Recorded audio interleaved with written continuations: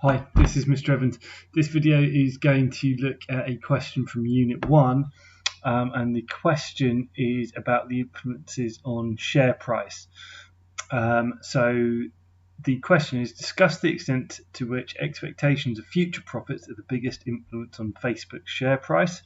That could be a 16, a 20 mark question at AS, or up to a 25 mark question in the A-level paper 1.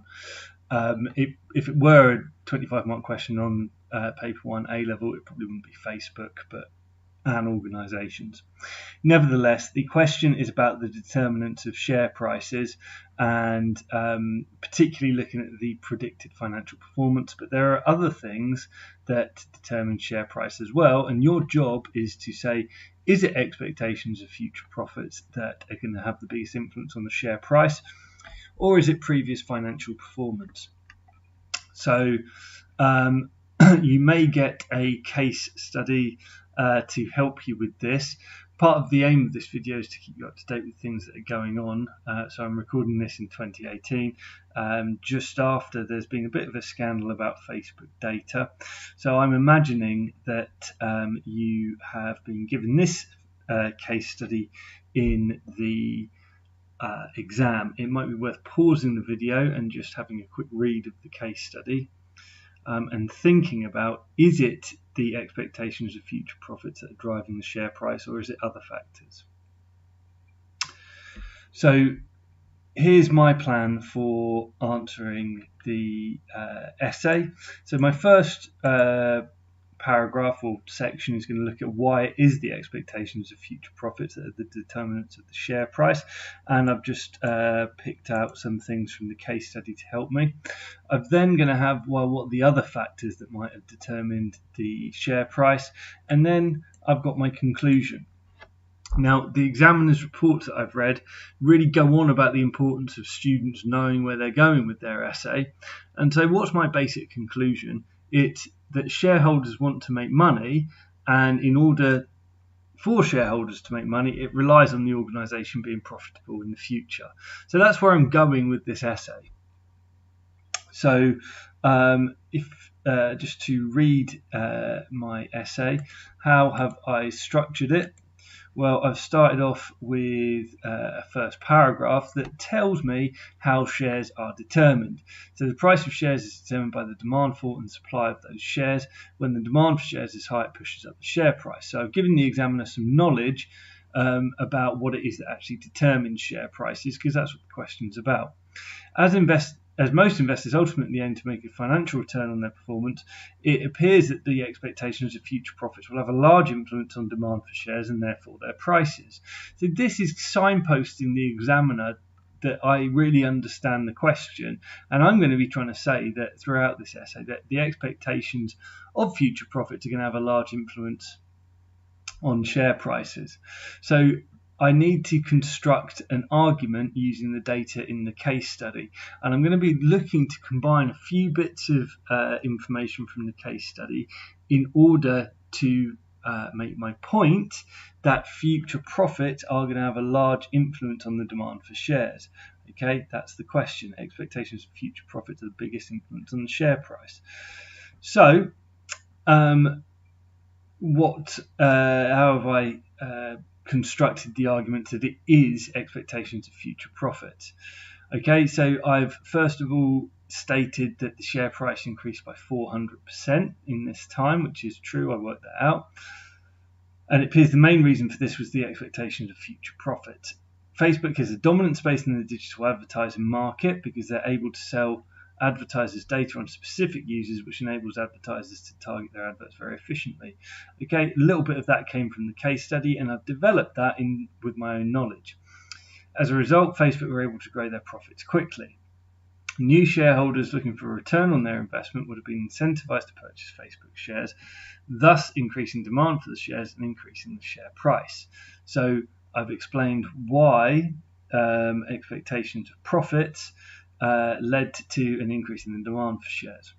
Although Facebook shares fell dramatically on the Cambridge Analytica news, it is arguably still the expectations of future profits that determine that fall.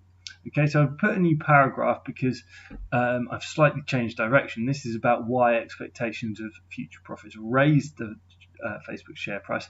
I'm now looking at this part of the case study, which is about why the share price fell. But I'm saying it's still about expectations of future profits.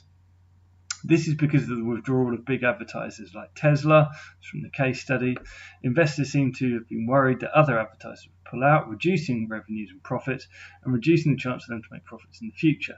Therefore, some investors may have sold shares, reducing the share price. So these are the arguments that it is about future profits. When investors were confident that Facebook was going to make future profits, the share price increased and it fell dramatically on the Cambridge Analytica news. Okay, so now I have explained to the examiner why it might be the expectations of future profits that influence the share price. Now I need to look at, are there any clues in the case study about the other factors? Okay, so I'm just signposting to the examiner that I'm doing a change of direction with a nevertheless at the start of this paragraph. There are a number of factors that could have driven other factors that could have driven Facebook's share price. The first is the previous financial performance. Potential shareholders prefer to invest where a company has a record of making profits and paying dividends. Facebook has never paid a dividend despite its previous financial performance. That came from the case study. Part of the reason for the fall in the share price could be that shareholders are growing impatient for dividend payments and have sold their shares as a result. Also, shareholders' perceptions of managerial confidence appear to have played a role in driving down Facebook's share price. Some shareholders doubt Zuckerberg's ability to run a huge company like Facebook. Therefore, they're losing confidence in his ability to manage the company through these turbulent times, and this may well reduce the share price. So again, I've looked at two reasons, both from the case study. Number one, Facebook hasn't paid a dividend, and number two, some investors have called for Mark Zuckerberg to appoint a more experienced chief financial officer. So now I need to come to my conclusion, which, remember, I've said is that shareholders basically want to make money, which relies on the organisation making profits. So I believe that the price of Facebook shares is determined by the returns that shareholders expect to receive on their investment. That's my answer to the question. I've clearly stated my answer. The price of shares is determined by the returns that shareholders expect to receive on their investment. That's because shareholders can benefit from both capital gains and dividend payments when an organisation is profitable. Capital gains when the share price goes up. Dividend payments are a share of the profit. As future dividend payments made a mistake there. As future dividend payments rely on Facebook being profitable, it is possible to argue that the fundamental determinant of demand for Facebook share price is the expectations of future profitability. So I'm saying that this conclusion is basically saying that the share price is determined by the returns that shareholders expect to receive, and I've supported that. But the question was, is the expectation of future profits the biggest influence? Well, I'm arguing that future dividend payments rely on Facebook being profitable, and therefore underpinning shareholders' expectations or shareholders' wants to receive dividend payments and make a capital gain relies on Facebook being profitable in the future.